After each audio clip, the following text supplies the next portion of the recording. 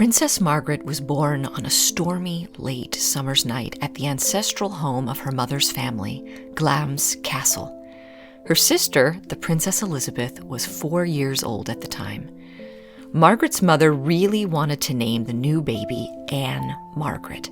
She wrote her mother-in-law, Queen Mary, when she was pondering names, "I'm very anxious to call her Ann Margaret, as I think Anne of York sounds pretty, and Elizabeth and Anne go so well together." King George V, however, didn't really like the name Anne much. A suitable compromise was made, and when the baby girl was born on August 21st, 1930, she was given the name Margaret Rose. The official recording of her birth was postponed a few days to prevent her from being assigned the unlucky number of 13 in the parish records.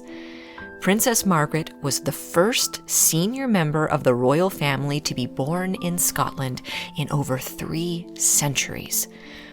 Both Princess Margaret and Princess Elizabeth cherished their childhood at Glamis, filled with joyful games and picnics within the castle's expansive grounds. It was here that they also developed a fondness for horses.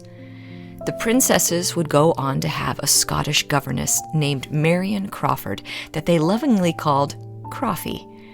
Marion would write many years later of Princess Margaret and called her lighthearted, full of amusing and outrageous antics, and that she was often naughty, but with a bouncing way about her that made her hard to discipline. When Margaret got married at Westminster Abbey, hers was the first televised royal wedding in history, with over 300 million people watching worldwide. She was also only the second person in the immediate royal family to get divorced since Henry VIII's annulment to Anne of Cleves. The end of her life, like so much that came before, also broke royal tradition. The end of Margaret's life was filled with illness, suffering a series of strokes.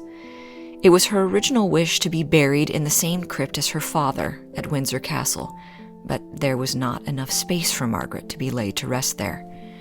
After Princess Margaret died at the age of 71, she was cremated, the first senior royal to be cremated since the 4th daughter of Queen Victoria, and the first member of the royal family to be cremated since it became fully legal in the United Kingdom in 1902.